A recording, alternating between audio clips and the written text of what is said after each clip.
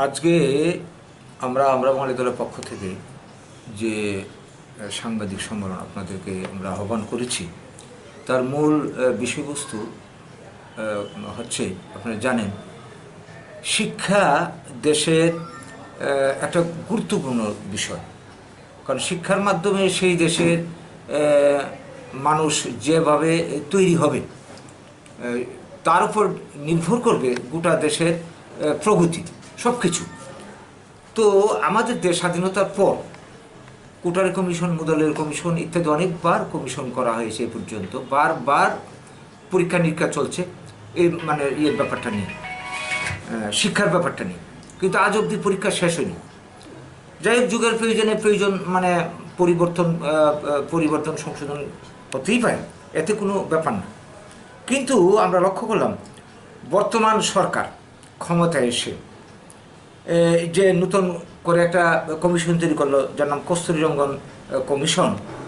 তারা যে রিপোর্ট দাখিল করলো গত 29শে জুলাই কেন্দ্রীয় মন্ত্রিসভাতে, এতে যে নতুন শিক্ষানীতি ঘোষিত হয়েছে, সেই শিক্ষানীতি মানে কি বলবো, সম্পূর্ণভাবেই এমন কিছু বিষয়কে তারা এড়িয়ে গেছে বা সাপ্রেস করতে চাইছে, যাতে দেখা যাচ্ছে যে একটা একদলীয় মনোভাব বা একটা বিশেষ দৃষ্টিকোণ থেকেই এই কমিশন করা হয়েছে এবং শিক্ষার সমস্ত প্রস্তাবগুলি রাখা হয়েছে।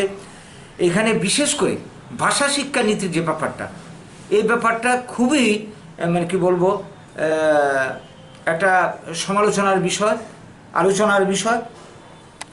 এবং এর মধ্যে দিয়ে যে নীতিগুলি, আমরা দু একটা বিষয় আপনাদের সামনে এখন তুলে ধরছি। হিন্দি আগ্রাসনের ব্যাপারটা এখন প্রকট হয়ে গেছে, পরিষ্কারভাবে ফুটে উঠেছে। এখানে বলা হয়েছে যে অষ্টম শ্রেণী পর্যন্ত তারা 5টা ভাষা, 12 ক্লাস পর্যন্ত তারা 5টা ভাষা শিক্ষা দেবে। এর মধ্যে ক্লাস 5 পর্যন্ত মাতৃভাষা মাধ্যমে শিক্ষা হবে। তো এটা করতে গিয়ে তারা যেটা করলো আর কি, মনে করেন বাংলার অঞ্চলের বাইরে মনে করি বাঙালি কিছু বাস করছে, ঝাড়খণ্ডে, বিহারে, উড়িষ্যাতে, বিভিন্ন প্রদেশে বাস করছে, আসামে বাস করছে। সেই সমস্ত অঞ্চলে তারা কিন্তু নিজ মাতৃভাষা বাংলায় পড়াশোনা করতে পারবে না। বর্তমান সরকারের দেওয়া কমিশনের দেওয়া যেটা সুপারিশ, সেটা যদি কার্যকরী হয়, তাদেরকে সেই অঞ্চলে ভাষায়, অসমে থাকলে অসমিয়া ভাষায়, ঝাড়খণ্ডে থাকলে ঝাড়খণ্ডী ভাষায়, কর্ণাটকে থাকলে কর্ণাটকী ভাষায় তাদেরকে পড়াশোনা করতে হবে। বর্তমান থেকে আমরা এটাই বুঝছি। দ্বিতীয় কথা হচ্ছে ভাষা শিক্ষার ব্যাপারে। এখানে বলা হয়েছে 5ম শ্রেণীর পর 8ম শ্রেণী বা 12 ক্লাস পর্যন্ত আরও যে ভাষা শিক্ষা দেওয়া হবে, টোটাল 5টা ভাষা শিক্ষা দেওয়া হবে। এর মধ্যে মাতৃভাষা বাদ দিয়ে ধ্রুপদী ভাষা হিসাবে একটা ভাষাকে স্থান করে দেওয়া হয়েছে। ধ্রুপদী ভাষার মধ্যে অত্যন্ত লক্ষণীয় বিষয়, আপনারা এটা খেয়াল রাখবেন যে আমরা লক্ষ্য করছি ধ্রুপদী ভাষা হিসেবে সংস্কৃতের কথা বলা হয়েছে প্রস্তাবে।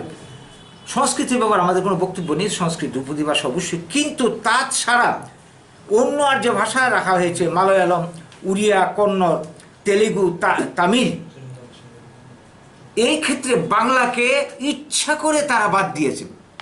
এটা খুব ভালোভাবে লক্ষ্য করুন, বাংলাকে ইচ্ছা করে বাদ দেওয়া। অথচ বাংলা ভাষা শুধু ভারতবর্ষ নয়, পৃথিবীর মধ্যে অন্যতম শ্রেষ্ঠ ভাষা, 5ম স্থান অধিকারী ভাষা, আজকে রাষ্ট্রসংঘে স্বীকৃত ভাষা। এবং এই যে তামিল যতটা ভাষা বলা হয়েছে সংস্কৃত বাদ দিয়ে, সবকটি ভাষার থেকে বাংলা ভাষা সমৃদ্ধ, ঐশ্বর্যশালী, শব্দ সম্ভারও বেশি, সমস্ত বিচারে। 1913 সালে রবীন্দ্রনাথ ঠাকুর নোবেল প্রাইজ আনলেন এই ভাষার উপর সাহিত্য রচনা করে। আজকে এই ভাষাকে ধ্রুপদী তালিকা থেকে বাদ দেওয়া হলো। এটা আমাদের কাছে পরিষ্কার যে বাংলার অবদমন, হিন্দির আধিপত্য, বাংলার অবদমন, এটা আমরা কোনোভাবেই মানতে পারি না। এই চক্রান্ত অনেক আগের থেকে শুরু হয়েছে, আজও এটা চলছে। সেই সঙ্গে আরেকটা পয়েন্ট উল্লেখ করতে চাই, এই যে 13 জনের কমিটি করা হয়েছে, কস্তুরীরঙ্গন কমিটি, এই 13 জনের কমিটির মধ্যে একজন বাঙালি শিক্ষাবিদের নাম নেই। কেন? বাংলার অঞ্চলে বাঙালিদের মধ্যে কি শিক্ষাবিদ নেই? গুণী মানুষের অভাব আছে? ইচ্ছা করে এটাকে বাদ দেওয়া হয়েছে, ডমিনেট করার জন্য, বাংলাকে শেষ করে দেওয়ার জন্য। এটা আমরা কোনোভাবেই মানতে পারি না। এছাড়া আর অনেকগুলি বিষয় আছে, স্বল্প সময়ে সব কথা বলা যাবে না, আপনারা দেখে নেবেন, আমাদের এখানে বক্তব্যের মধ্যে রয়েছে। তারা বলেছে মাধ্যমিক, উচ্চ মাধ্যমিক স্তরে আগে ছিল মাধ্যমিক লেভেলে একটা বোর্ড পরীক্ষা, তারপরে 12-এর পরীক্ষা হতো, তারপরে কলেজ ইত্যাদি। এখন তারা মাধ্যমিকের পরীক্ষাটা উঠিয়ে দিয়েছে, 12 করেছে। এই যে মাধ্যমিক, আমরা জানি আমাদের দেশ মানে মাধ্যমিকের পর অনেক ছেলে মেয়ে স্কুল ছেড়ে দেয় বাধ্য হয়ে, ফ্যামিলির চাপে, পরিস্থিতির চাপে, অভাবের তাড়নায় তারা কাজে ছুটতে হয় সংসারের প্রতিপালনের জন্য। আজকে এই জিনিসটা করার পরিণামে দাঁড়াবেটা কি, আরও 2 বছর তাদেরকে স্কুলে থাকতে হবে অতিরিক্ত। এটা করার পিছনে কী যুক্তি আছে? তারপর কলেজ লেভেলে তারা যে প্রস্তাব রেখেছে, কলেজ লেভেলে 4 বছর, আগে ছিল 3 বছরের ডিগ্রি কোর্স অনার্স সহ, এখন 4 বছর করতে গিয়ে তারা যা করেছে, প্রথম বছর পরে যদি একজন পড়া ছেড়ে দেয় তাকে একটা সার্টিফিকেট দেবে। কী ধরনের সার্টিফিকেট দেয় এটা জানে, এটা কী কাজেই বা লাগবে? এবার 2 বছর 3 বছর 4 বছর অন্তে অন্তে তারা সার্টিফিকেট দেবে। এই সার্টিফিকেট কোনো ভ্যালু আছে? আমাদের দেশে যেখানে অনার্স মাস্টার ডিগ্রি করে ভালো ডিগ্রি নিয়ে চাকরি পায় না, আর এই ধরনের সার্টিফিকেট কোনো ভ্যালু আছে? এটা কী ধরনের মানে চিন্তা ভাবনা তারা করলো? হ্যাঁ, আরও কতগুলি বিষয় এরা এমনভাবে এই শিক্ষানীতিটাকে মানে সাজিয়েছে যে এখানে বেসরকারি বা কর্পোরেট সংস্থা বা যারা পুঁজিপতি, এরা ইচ্ছা করলে শিক্ষা ব্যবস্থার অনেক কিছুই তারা নিয়ন্ত্রণ করতে পারবে। এটাকে তো মানা যায় না। হ্যাঁ, শিক্ষাটা মানে চলবে আমাদের ভাবনা মতে।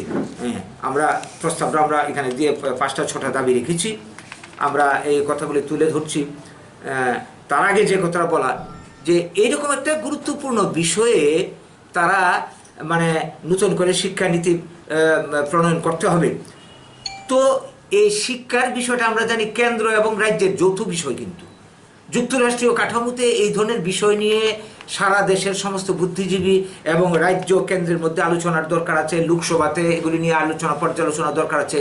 এইগুলি না করেই এই করোনা ভাইরাসের পরিস্থিতির মধ্যে মানুষ যখন ঘরতে বেরোতে পারে না, কোনো কিছু মানে মতামত রাখা তো দূরের কথা, একসঙ্গে মত বিনিময়ের সুযোগ নেই। এই পরিস্থিতির সুযোগকে কাজে লেগে আমরা বলবো এরা খুব পরিকল্পিতভাবে সুকৌশলে এরা চাইছে যে এই সময়ে এর মধ্যে এরা তাদের মনমতো তারা যেটা চাইছে সেই রকম শিক্ষা ব্যবস্থা তাদের রাজনৈতিক স্বার্থে বলতে হবে। এখন রাজনৈতিক স্বার্থে সুদূর প্রসারী একটা গেম প্ল্যান এরা এখন নিয়েছে। এটা মানা যায় না, কোনোভাবে এটা মানা যায় না। এই অবস্থায় আমরা যেটা মনে করি, আমাদের যেটা ভাবনা বা আমাদের একটা নীতি আদর্শ রয়েছে শিক্ষার প্রশ্নে, আমরা মনে করি 1 নম্বর, ভারতবর্ষ যেহেতু বহুজাতি ভাষা এবং মতের দেশ, এখানের মধ্যে শিক্ষানীতিটা এমনভাবে প্রণয়ন করতে হবে প্রত্যেকটা কি বলবো জাতির, গোষ্ঠীর ভাষা, কৃষ্টি, সংস্কৃতি যাতে মানে প্রাধান্য থাকে, এটা যাতে কোনো অবস্থাতে নষ্ট না হয়। তাইলে কিন্তু ভারতবর্ষে এই শিক্ষানীতিকে সবাই মেনে নেবে না, সবাই কাছে গ্রহণযোগ্য হবে না, সবাই কল্যাণেও লাগবে না। 2 নম্বর পয়েন্ট হচ্ছে, ভাষা শিক্ষার প্রশ্নে আমাদের পরিষ্কার নীতি রয়েছে। মাতৃভাষা হবে শিক্ষার মাধ্যম। এটা দুনিয়া জোড়া, শুধু ভারতবর্ষ না, সবাই বলে গেছেন মাতৃভাষা শিক্ষার মাধ্যম হবে। আর বর্তমান যুগে একটা সংযোগ রক্ষাকারী ভাষা, বিশ্ব ভাষা হিসেবে ইংরেজিকে মানে সঙ্গে রাখতে হবে। এটা এরপরে যদি মানুষ আরও কিছু ভাষা শিখতেছে, এটা তার ব্যাপার। 3 নম্বর কথা হচ্ছে, শিক্ষার ব্যাপারটা সম্পূর্ণভাবে রাজনীতি মুক্ত থাকতে হবে। এর মধ্যে কোনো রাজনীতির মানে ছোঁয়া লাগলেই এটা কিন্তু শিক্ষার ঠিকমতো শিক্ষা হবে না। বর্তমান যুগে আমরা দেখতে পাচ্ছি যে যখন পাওয়ার আসে তার প্রভাব, তার ভাবাদর্শটাই মানে বাস্তবিত করার জন্য সে উঠে পড়ে লেগে, এখন যেমন বিজেপি যেটা করে চলেছে। সরকার, কেন্দ্রীয় সরকার বা স্থানীয় সরকার ফাইন্যান্স করবে, অর্থ দেবে, কিন্তু পলিসি তৈরি করা বা শিক্ষার পাঠ্যক্রম তৈরি করা, পরিচালন ব্যবস্থা গোটাটাই নিয়ন্ত্রণ করবে শিক্ষাবিদরা। এই হচ্ছে আমাদের একটা বড় কথা। তারপর প্রাথমিক স্তর থেকে বিশ্ববিদ্যালয় স্তর পর্যন্ত পুরো শিক্ষাটাই অবৈতনিক হতে হবে সর্বক্ষেত্রে। 5 নম্বর দাবি আমাদের, শিক্ষা ব্যবস্থাটা এমনভাবে তৈরি করতে হবে জ্ঞানার্জনের পাশাপাশি আমার কলেজ বা ইউনিভার্সিটি লেভেল পড়াশোনার শেষ, সঙ্গে সঙ্গে আমার মানে কর্মসংস্থানের গ্যারান্টি থাকতে হবে। এরকমভাবে আমাদের শিক্ষা ব্যবস্থাটাকে সাজাতে হবে। সর্বোপরি যে কথাটা বলার, এমনভাবেই শিক্ষা ব্যবস্থাটা কারিকুলাম থেকে শুরু করে ইনফ্রাস্ট্রাকচার গড়ে তুলতে হবে যাতে দেশের প্রতিটা অংশের মানুষ শিক্ষা নিয়ে তার মধ্যে যে সুপ্ত গুণাবলী যেটা রয়েছে, যারা বিবেকানন্দ বলেছিলেন যে education is the manifestation of perfection already in man. এইটার যাতে বিকাশ হয়, এইরকম একটা মানে এবং দায়িত্বশীল নাগরিক হিসাবে গড়ে উঠতে পারে দেশের, এইরকমভাবেই শিক্ষা ব্যবস্থাটাকে গড়ে তুলতে হবে। এইটা আমাদের ভাবনা, আমাদের প্রস্তাব, এটা আমাদের আদর্শ। আমরা মনে করি এইভাবে শিক্ষানীতি তৈরি করলেই দেশের মানুষের কাজে লাগবে, কল্যাণে লাগবে। জাতীয় শিক্ষানীতি